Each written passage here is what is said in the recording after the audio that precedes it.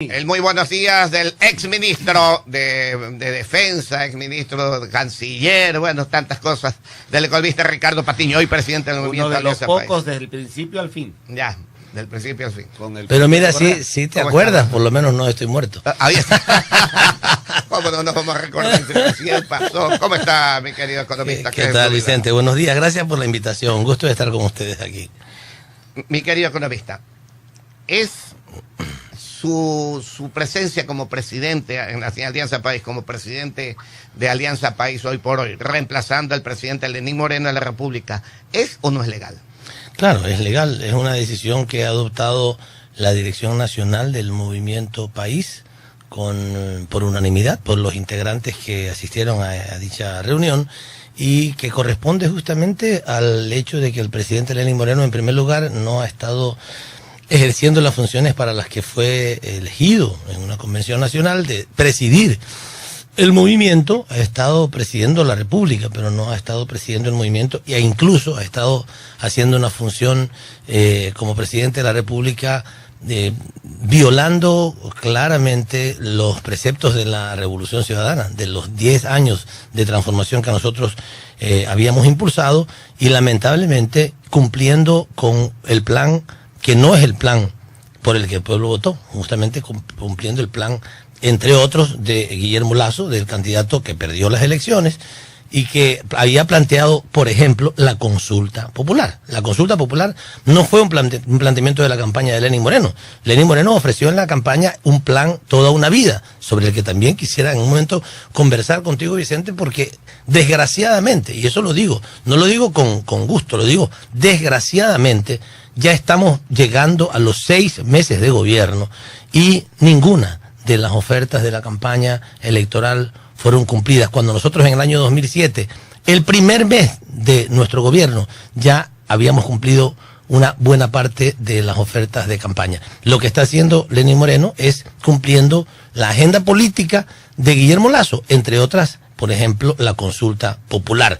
Había razones suficientes, estas que son razones de principios, y también otras como las razones formales de que quien era el presidente del Movimiento País ni siquiera asistía a las reuniones de la Dirección Nacional que a él le correspondían presidir y dirigir, y sin embargo no lo hacía. De tal manera que por incumplimientos de principios, por incumplimientos de fondo y también de forma, nos vimos en la obligación de retirarlo de esas funciones. ¿Se cumplió el debido proceso en el tema? Porque muchos analistas, politólogos dicen que no hubo la relación de un debido proceso en el caso del presidente Moreno. Mire, hay una disposición en nuestro estatuto que es digamos, lo que corresponde a nosotros cumplir, unas disposiciones que se llaman las disposiciones generales novenas, y lo voy a leer exactamente lo que dice. Los miembros que han sido designados para que formen parte de la estructura del movimiento, estamos hablando de los directivos, que constan en el presente régimen orgánico, que no asistieran por 3 veces consecutivas, sin justificación alguna, como fue el caso de él, que 3 veces no había participado, a sesiones o reuniones convocadas por las unidades a las que representan, inmediatamente perderán su dignidad y su reemplazo será designado de acuerdo a la normativa interna del movimiento. O sea, dice 2 cosas. Quienes no cumplan con asistir, pues, lo menos que le corresponde al presidente de un movimiento político es asistir a las reuniones, porque además el estatuto dice que él dirige las reuniones y teníamos que dirigirlas sin él. Primero, ¿qué dice? ¿Cuáles son las consecuencias? La pérdida inmediata de su dignidad. No dice que hay que hacer un juicio, no, inmediata de su dignidad. ¿Y quién puede resolver esa pérdida inmediata de su dignidad? La Dirección Nacional, porque la Dirección Nacional es también, según el estatuto, es la máxima autoridad del movimiento cuando no está funcionando la convención. El día, una vez cada 2 años que se reúne la Convención Nacional, en ese momento la Convención es la máxima autoridad. Cuando no está en funcionamiento la Convención, le corresponde a la Dirección Nacional, y por eso la Dirección Nacional tuvo que aplicar este estatuto que dice que pierde inmediatamente su dignidad. Y su reemplazo es designado según la normativa también. La normativa dice que los vicepresidentes asumen la función de presidente cuando él faltare temporal o definitivamente. Habiendo sido él cesado en su condición de de presidente, me ha correspondido a mí asumir la presidencia del movimiento.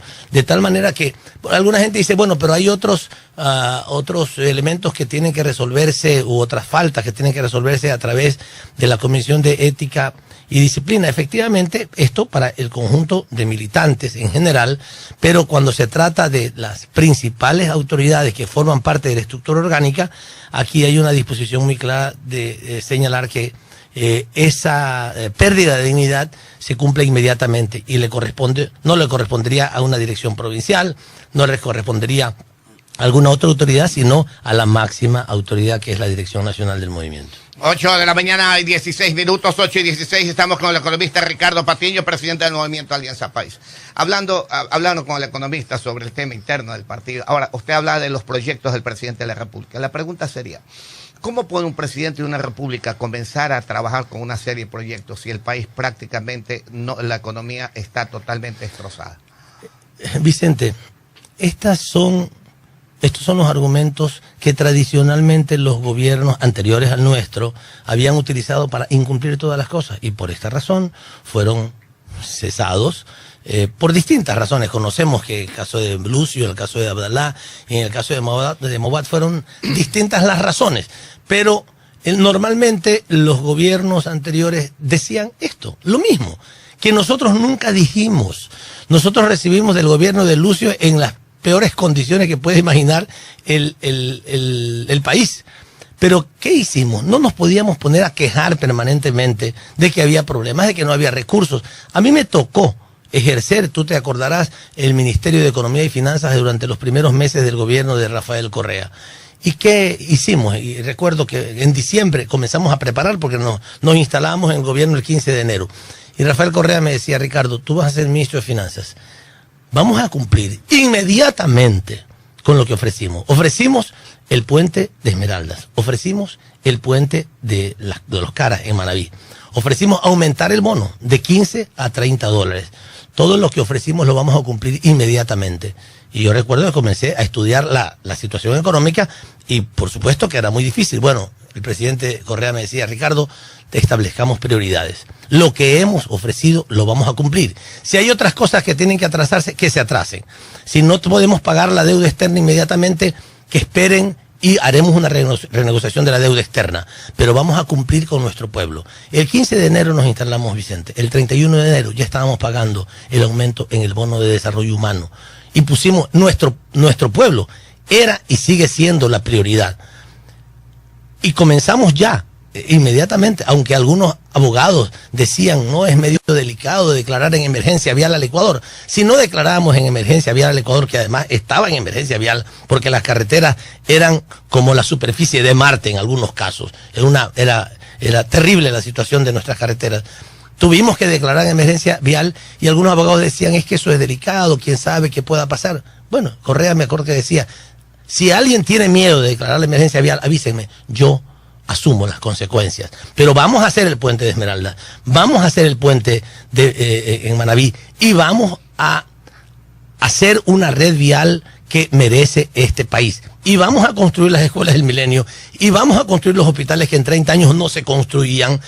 Lo vamos a hacer en el Seguro Social y vamos a invertir los recursos del Seguro Social en el Ecuador. No se van a seguir mandando la plata fuera del país, sino que lo vamos a hacer en nuestro país. Esas decisiones se tomaron en nuestro gobierno. No nos pasamos quejando. Aquí llegamos, Vicente, lamentablemente, vamos pisando ya los 6 meses de gobierno y lo único que hemos escuchado son quejas y un poco de espectáculos, ¿ya? Y no se está cumpliendo lo que se ofreció. Y el problema no es solamente que el reclamo es hacia Lenín Moreno. Yo he estado en reuniones de nuestros militantes en varios lugares en el país, en Manabí, en El Oro, en los últimos días, en Guayas, y la gente nos dice, Ricardo, no es al presidente Moreno al que le reclaman porque no alcanzan a hablar con él, es a nosotros. Nosotros fuimos los compañeros que trabajamos en el Guasmo, los que trabajamos en la Trinitaria, los que trabajamos en el suburbio suroeste, los que trabajamos en las ciudadelas del norte y en los barrios del norte. Nosotros vamos, mejor dicho, la gente va a reclamarnos a nosotros a las casas y nos dice qué pasó con el bono. Ya han pasado 5 meses y todavía no lo recibimos. El otro día Iván Espinel me contestaba, decía, no, yo había dicho que no se había pagado ningún bono. Estamos hablando de más de 800.000 personas que reciben el bono de desarrollo humano y 400.000 que reciben el bono de las personas de la tercera edad. Y este señor Espinel salió a decir, no, miente Patiño, miren, aquí tenemos, ya le hemos pagado a 7.000 personas, o sea, 7.000 personas, de casi 1 millón de personas. Eso es cumplir. ¿Cuándo van a cumplir realmente? Después de un año. ¿O van a pagar con retroactivo a la gente? Esa es la pregunta que la gente se hace. Nos ofrecieron un aumento y hemos votado también por esas ofertas, pero especialmente hemos votado, y la gente del pueblo ecuatoriano votó mayoritariamente porque continúen los cambios que durante 10 años se habían hecho y porque se siga mejorando, por supuesto, todas las mejoras que tienen que hacerse se sigan haciendo. Esa fue la responsabilidad de Lenín Moreno y esa responsabilidad no se está cumpliendo. Nosotros tenemos que exigir a este gobierno que lo cumpla porque la gente votó por eso y por eso deberían de cumplirse efectivamente esas promesas, para que no volvamos al país del pasado, en donde normalmente lo que se ofrecía no se cumplía y siempre había el pretexto de que había algún problema económico. Eso le corresponde solucionarlo al gobierno. Además, se han endeudado en $5.000 millones más. Esperaríamos nosotros que con eso se pudieran comenzar algún tipo de obras. Y en vez de eso, reclama porque le dejamos 640 obras, que son la yapa del gobierno de Correa. Debo decirlo con claridad, la yapa, porque no hicimos 640, son las que no alcanzamos a inaugurar. Hicimos miles y miles de obras que el pueblo ecuatoriano las ve, solamente tiene uno que salir de su casa o salir de la ciudad y en cualquier lugar encontrará en todo el Ecuador las obras de la década ganada. Dejamos 640 que no alcanzamos a inaugurar, de las cuales, Vicente, 403 están totalmente terminadas. Por propia información oficial del gobierno, no estoy diciendo cosas mías, por propia información oficial, que hay que llegar a un convenio con la alcaldía, que todavía no había un permiso para algo, que hay que solucionar un problema con algún constructor que hay que pagarle. Eso es algo que hay que hacer. Eso le corresponde al gobierno, por supuesto, pero tiene 403 obras. Yo le he dicho al presidente Lenín Moreno públicamente, vaya, inaugúrelas, tómese una foto, porque ninguna obra ha comenzado este gobierno, y al menos tiene 640 que le deja el gobierno de Rafael Correa, que las inaugure, que se tome una foto, porque él no tiene ninguna obra. Lamentablemente, que ya debería haber comenzado a construir como nosotros. Al comenzar el gobierno de Rafael Correa en el 2007, comenzamos a hacer y hemos hecho incansablemente durante 10 años. Economista, 8:23, con el economista Ricardo Patiño, presidente del Movimiento Alianza País. Como usted sabe, las circunstancias cambian totalmente, y las circunstancias de 10 años atrás no es la misma que 10 años después, y la de un minuto antes hacia ahora tampoco es la misma, y políticamente las circunstancias son exageradamente dinámicas. ¿Cómo hacer obras? Volvemos a la misma pregunta. Cuando tenemos un país totalmente endeudado, con deuda internacional, pagando más de 17.000 millones de dólares que le debemos a los chinos, con un 8%, 7-8% de interés anual, que hasta el día de hoy se puede renegociar esa deuda, teniendo un déficit fiscal de cerca de 5.000 millones de dólares, y una serie de cosas que se han ido sumando, y no se pueden realizar obras, porque si no le paga a los chinos, las circunstancias son diferentes a lo que se hizo la vez pasada. El presidente no pagó los bonos, simplemente vayan a ver quién les paga. Ahora tiene de garantía el petróleo, y prácticamente más del 50% del petróleo que se produce en el Ecuador, prácticamente se cobran sus chinos, su deuda que se les ha pagado. No se puede refinanciar todavía esa deuda.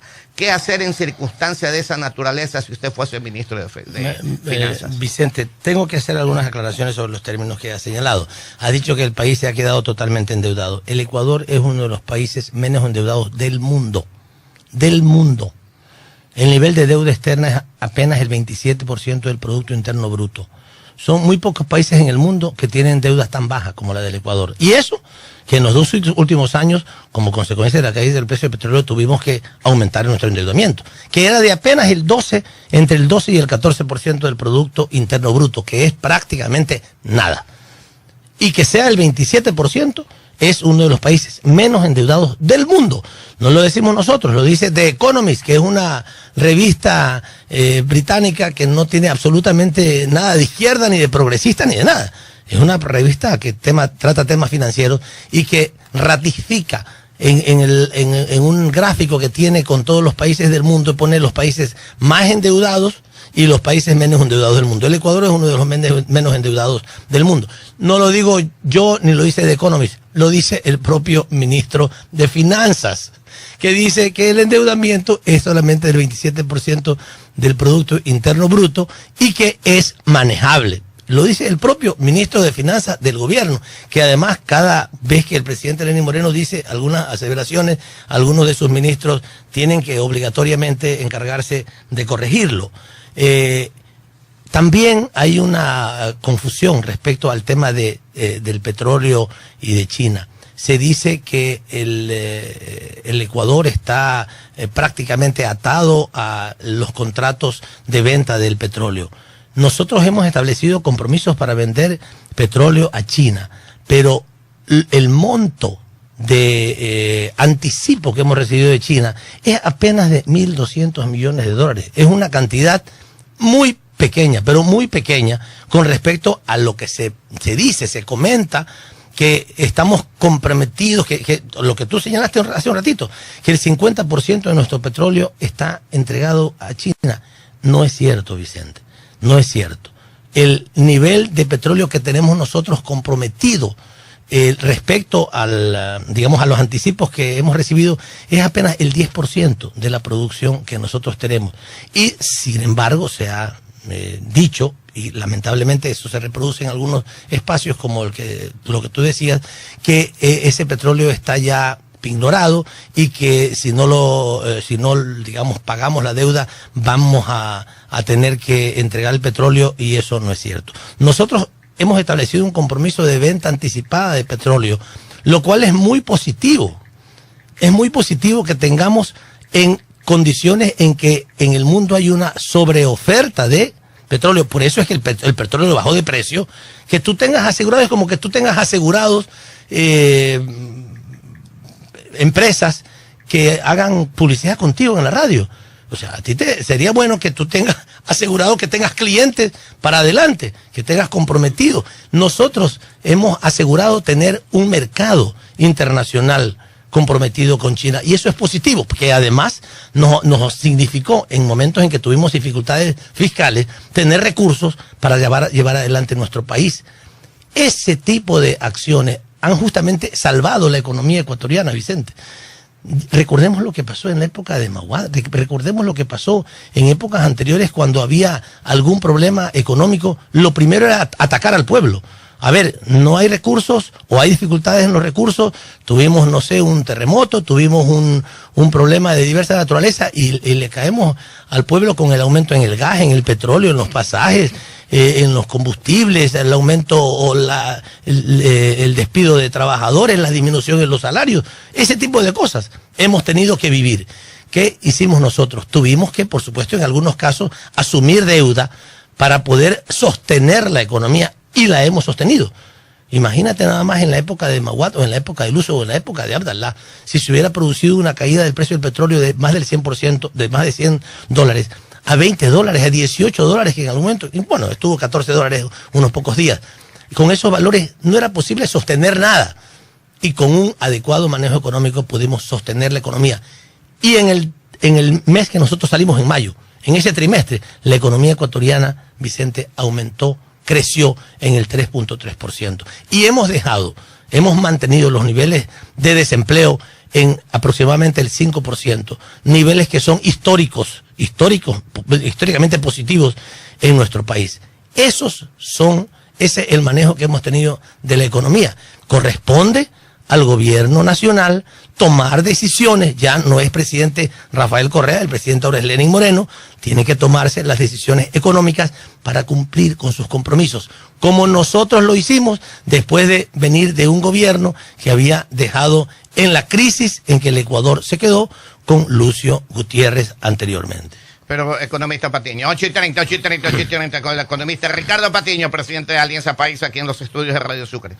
Una cosa es un 10% comprometido del precio del barril a $100 o un poco más de $100. Otra es a 50 y a 40, 42, ahora está en 50. Son dos cosas totalmente diferentes. Vicente, solamente quiero decirte algo. Nosotros, en los contratos de venta de petróleo, establecemos que se pagará el precio del petróleo al precio que esté el mercado en el momento que se hace la venta. porque alguna gente también, digamos, dice que nosotros habríamos dejado establecido un precio abajo. No, ni tampoco podemos dejar establecido un precio arriba. Simplemente cuando se establece los acuerdos de venta anticipada de petróleo con China, se establece que el precio que se aplicará será el precio que en ese momento esté en el mercado, de tal manera que no hay ninguna ciencia, ningún perjuicio ni ningún gran beneficio tampoco, porque tampoco, o sea, no vamos digamos, a pegarle un gol a China, pues ni hay razón para hacerlo, ni tampoco se lo van a dejar. Simplemente los acuerdos comerciales como son. Nosotros le vamos a vender nuestro petróleo y cuando lo vendamos se pagará el precio que en ese momento que se hace la venta esté en el mercado. O sea, por ejemplo, hoy, hablemos de 50, está en 52, por ahí está bordeando hoy por hoy. Hablemos de 50 aproximadamente. Lo que quiere decir que hoy por hoy lo que nos están pagando los chinos son el 10% menos de $50. No. Cuando yo te decía cuando yo te hablaba del 10%, estaba hablando de lo que está, correcto, de lo que está anticipado. Ellos nos anticiparon algo de recursos como un pago previo, ¿verdad? Y se está hablando de que son 20.000 millones de dólares, no, son 1.200 millones de dólares que vamos a, digamos, ¿a qué interés? Aproximadamente al 6 o el 7% de interés, lo cual es un interés razonable para... mira, sobre eso te quiero decir algo. En algunas ocasiones, algunos analistas económicos, entre comillas, han dicho que en algún momento nosotros asumimos endeudamiento al 9%, al 8%, al 10%. Claro, hubo un momento en que la situación económica del país era tan difícil que normalmente los agentes financieros internacionales te cobran en función de las dificultades que tú tienes. Pero de todo el endeudamiento que nosotros tenemos, Vicente, de esos 27.000 millones de dólares, más de 11.000 millones de dólares están a una tasa del 1% anual. Del 1% anual. Y en promedio, el promedio de la tasa, de la tasa de interés que pagamos es aproximadamente el 5%. Cuando nosotros recibimos el gobierno, ese promedio era 1% más alto. De tal manera que el manejo de la economía ha sido un manejo absolutamente responsable y serio. Y hemos tenido que jugar también con las circunstancias del mercado internacional. Había momentos en que era muy difícil conseguir recursos en el exterior. Y eso nos pasa a todos, le pasa a todo empresario. Cuando un empresario vive una dificultad, y el Ecuador vivía la dificultad de que el precio de su petróleo, de su principal producto de exportación, estaba caído. Y no solamente el petróleo, sino que la mayor parte de nuestras materias primas, los financistas internacionales te tratan en función de las dificultades que tienes. Pero en esas condiciones nosotros mantuvimos el crecimiento de nuestra economía, el desarrollo del empleo, las obras que se continuaron haciendo. Claro, nuevas ya no podíamos hacer. Ahí sí habría sido irresponsable que en medio de una caída en el precio del petróleo nosotros siguiéramos haciendo nuevas obras.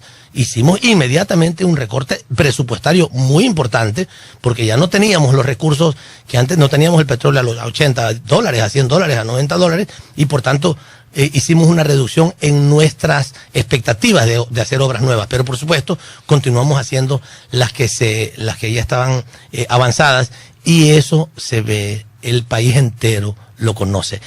Incluso la construcción del hospital en Los Ceibos para toda la población del norte de Guayaquil, la construcción del hospital del Guasmo, que está dando tan importantes beneficios a los ecuatorianos y que en algunos casos corresponden a la Seguridad Social, en otros casos al Ministerio de Seguridad Pública, pero eso finalmente ha significado bienestar para los ecuatorianos. Esto es importante decirlo. 10 años de beneficio y de bienestar para los ecuatorianos, en una mejora sensible en sus condiciones de vida, en una mejora en los salarios de los trabajadores, en una mejora en la estabilidad laboral. Son asuntos que no podemos olvidar. En el campo, las obras de contención de inundaciones, Vicente, tú que conoces mucho el campo, ¿cuánto beneficio le ha significado a centenares de miles de campesinos que antes no las primeras, pero las terceras lluvias ya estaban inundados y perdiendo todas sus capacidades, inundados hasta el cuello?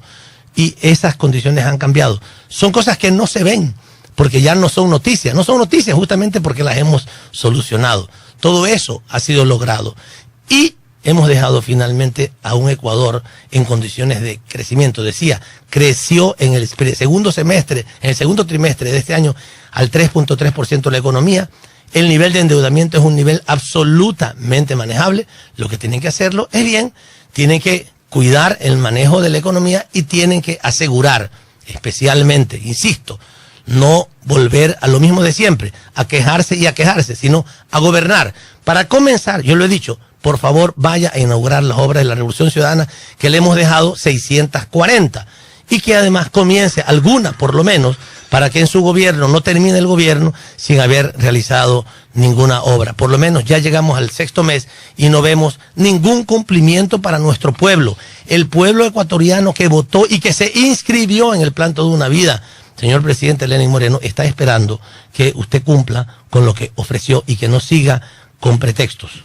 En este contexto suyo, mi querido economista, 24 minutos para las 9 de la mañana. ¿Dónde quedan todos los actos de corrupción que se conocen? El del vicepresidente de la República, preso en estos momentos, el de Odebrecht, el de la refinería del Pacífico, que también lo quieren involucrar a usted en estos momentos. ¿Dónde quedan todos esos casos de corrupción? A ver, los casos de corrupción tienen que, por supuesto, procesarse, tienen que juzgarse y tienen que encontrarse a los culpables. Hay alguna gente que ya ha declarado que los ha cometido. Recuerdo que el señor Carlos Pareja Yanuseli, que lamentablemente fue ministro de nuestro gobierno, uno de los infiltrados, porque debo decirte, Vicente, yo estoy aquí, tú me conoces durante toda mi vida, somos gente absolutamente honesta, absolutamente honesta. Y la inmensa mayoría de funcionarios del gobierno de Rafael Correa somos gente absolutamente honesta. Lamentablemente, algunos se infiltraron y se les dañó el corazón, o ya tenían el corazón dañado, no lo sé, pero decidieron aceptar las propuestas de estas compañías corruptas, como Odebrecht, a la que lamentablemente la gente le da, es decir, el gobierno le da incluso más credibilidad que al propio vicepresidente de la República. Esta gente utilizó los paraísos fiscales, esos paraísos fiscales que no hay en nuestros gobiernos, que hay en Estados Unidos, que hay en Inglaterra. En esos países ellos tienen paraísos fiscales para esconder dinero mal habido. También puede haber dinero bien habido, pero en la mayor parte de los casos son dineros que están ocultándose porque no quieren que sepan de dónde vinieron y cómo los hicieron. Bueno, esos paraísos fiscales que hay en esos gobiernos, el gobierno de los Estados Unidos y el gobierno de Inglaterra tiene, y Suiza, pues, la famosa, ¿verdad? Bielorrusia. Tienen Bielorrusia. Siendo comunista. Sí. Bielorrusia tiene cualquier cantidad de dinero mal habido. Tienen paraísos fiscales en donde esos actos de corrupción se tapan. No te olvides que fue el gobierno de Rafael Correa el que justamente denunció a Carlos Pareja Yanuseli y a Carlos Pareja Cordero, que también conocido por actividades de recursos que manejan en estos paraísos fiscales. Esa gente tiene que responder por lo suyo. En el caso del vicepresidente Jorge Glass, el juicio está en proceso. No ha sido sentenciado. Según la información de la que nosotros disponemos, no hay ninguna prueba que lo inculpe definitivamente a Jorge Glass en actividades de corrupción.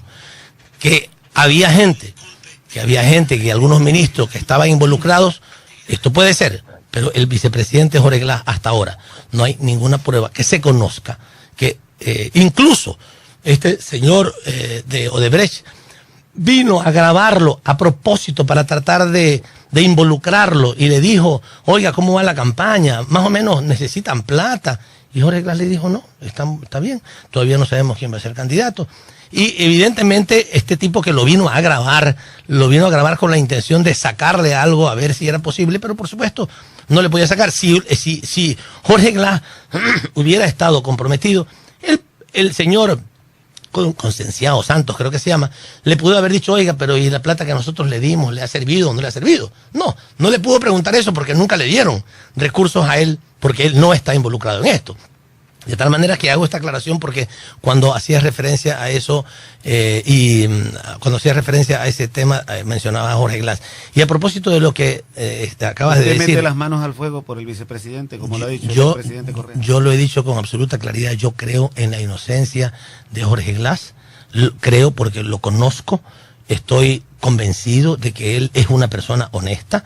Espero que después de el proceso judicial que está siguiendo pueda ser demostrada su inocencia. Pero mete las manos al fuego por él. Sí, claro. ¿Seguro? Yo creo en él. Así es, yo creo Mira, en él. hay refranes populares, mi querido economista, y trato de establecerlos, a lo mejor medio groseros, ¿no? Perro que no come caca, por lo menos la osa. Si se habló tanto de Odebrecht y el vicepresidente Glass sostuvo que casi los bota a patadas, ¿por qué los retomaron? Cuando la expulsaron, ¿por qué volvieron a tratar con esta empresa?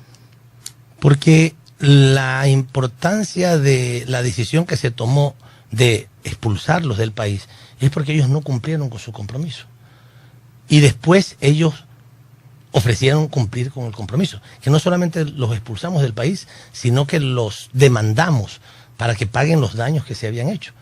Y ante la demanda que les exigíamos que compensaran al país, ellos finalmente dijeron, bueno, no queremos tener que pagar esa compensación, estamos dispuestos a ir a arreglar.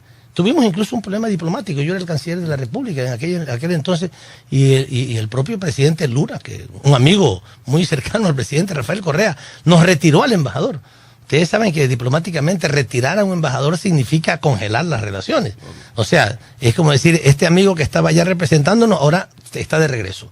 No va a volver al país porque ellos se sintieron mal de que a una empresa brasilera nosotros la expulsáramos del país. Pues iniciamos un juicio para que la empresa pagara los daños y cuando se producen esos juicios la empresa puede decir, mira, estoy dispuesto a volver y a pagar, a reparar, y finalmente repararon las cosas. Pero insisto, si hubiera alguna prueba de que Jorge Glass estuviera involucrado en esto, ya la habrían presentado, y si la presentan, bueno, habrá que ver si es una prueba real. Los jueces interpretarán y sabrán si Jorge Glass es o no culpable. Mi opinión personal es que es un hombre inocente y que es un hombre honesto. Ahora, fuera de gobierno, ¿cuál es su análisis que hace a los 10 años? ¿Ustedes pecaron de ingenuos en algunas ocasiones con funcionarios? ¿Fallaron los niveles de control? De acuerdo a lo que se menciona, lo que se dice, que sobreprecio por un lado, pillerías y raterías por otro lado y todo lo demás. Yo lo que hago es sostener lo que muchos medios de comunicación no estoy aseverando. Por eso le planteo la inquietud. Ustedes, como máximos miembros del partido y también de gobierno, ¿flaquearon en los niveles de control? ¿Qué ocurrió? Mira, muchísimas cosas hicimos para combatir la corrupción, muchísimas. Debo decir, porque lo digo especialmente por mis funciones como ministro de Finanzas, alrededor del Ministerio de Finanzas, cuando yo llegué el 15 de enero del año 2007, estaban instaladas pero decenas de oficinas de tramitadores que iban a gestionar en el Ministerio de Finanzas los recursos para poder para que el Ministerio de Finanzas le entregara a los propios alcaldes, a los constructores, y sabemos el nivel de corrupción que existía ahí. Esas oficinas se terminaron porque comenzamos a manejar responsablemente los recursos. ¿Qué hemos planteado respecto, por ejemplo, a las compras públicas?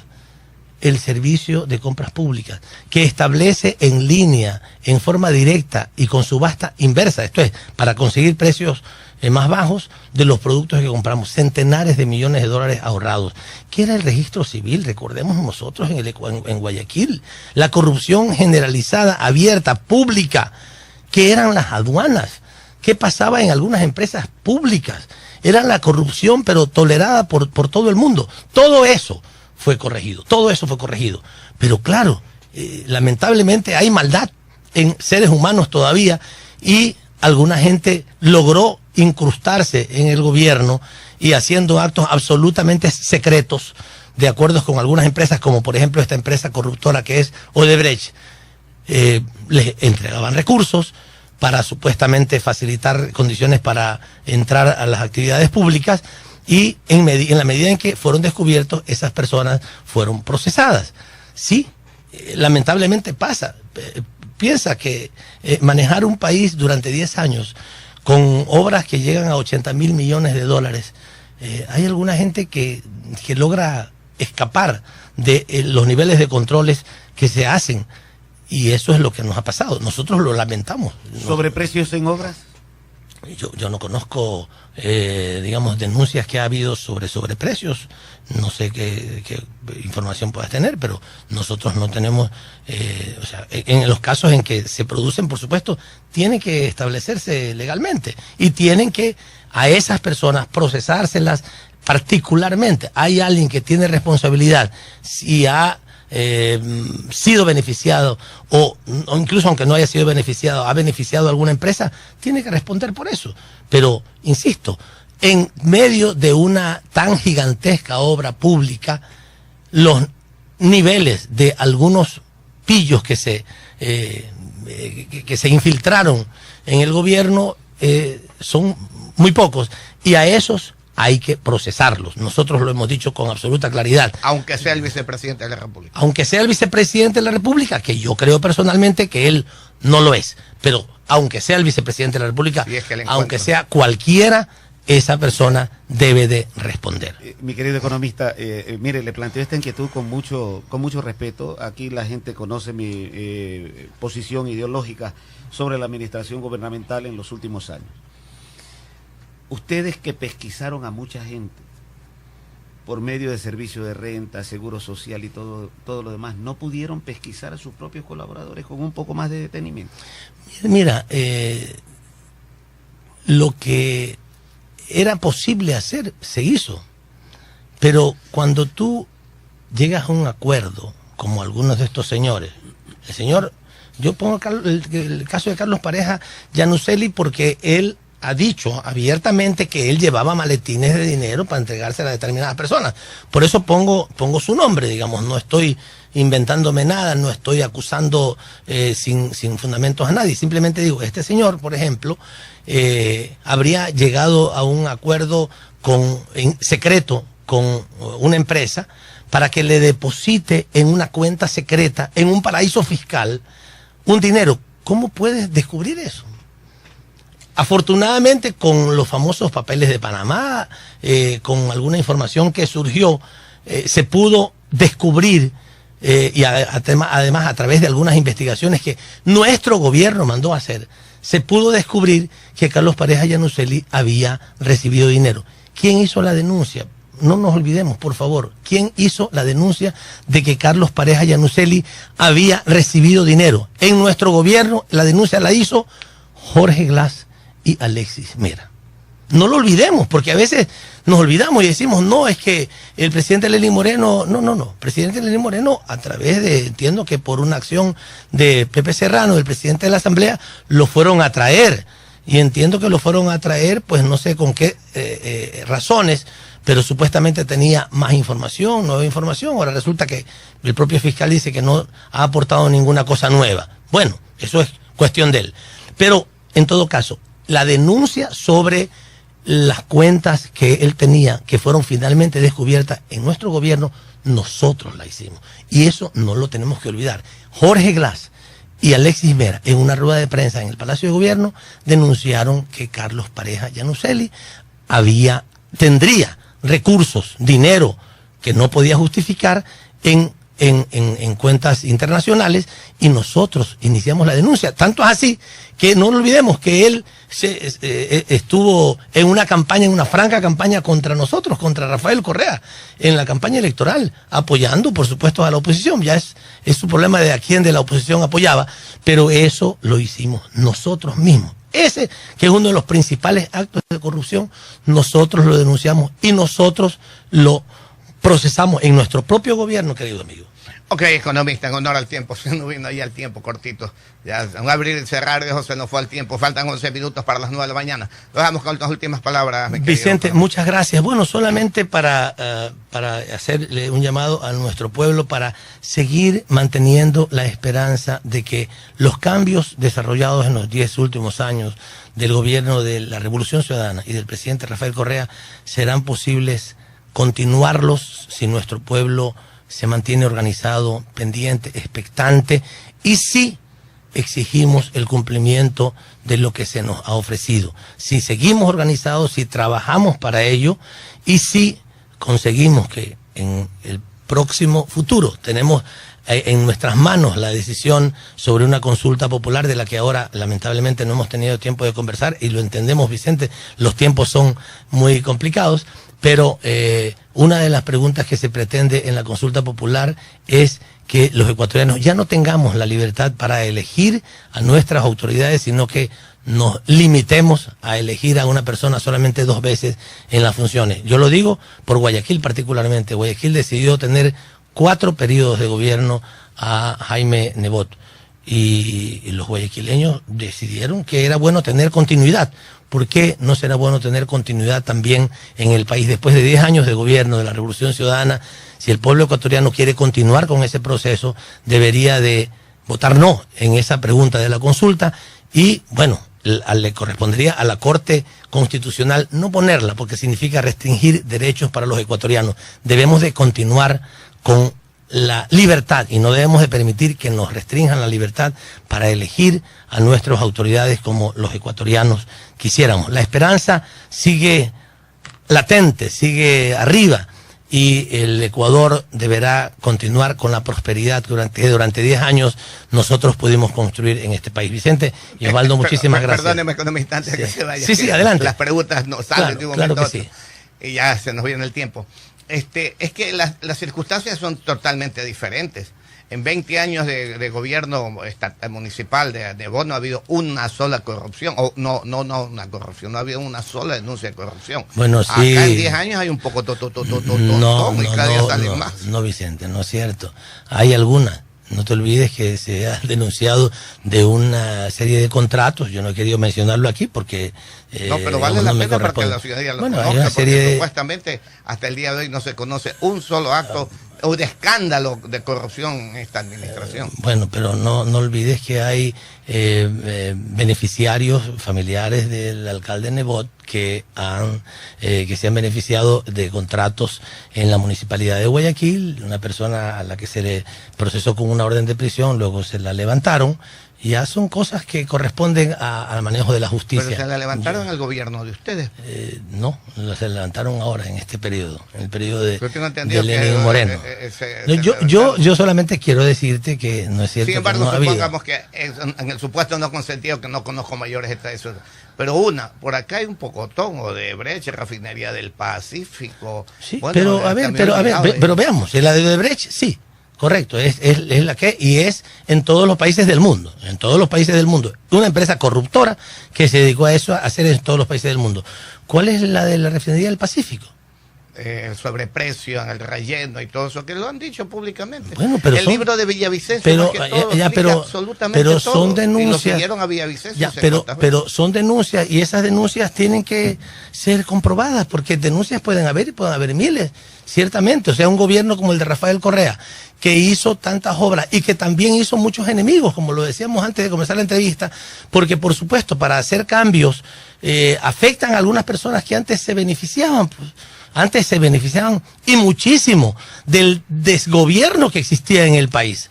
Y cuando tú tienes que poner las cosas en orden, aquellas personas que antes se beneficiaban, por supuesto, se van a molestar. Y ellos van a presentar cualquier cantidad de denuncias.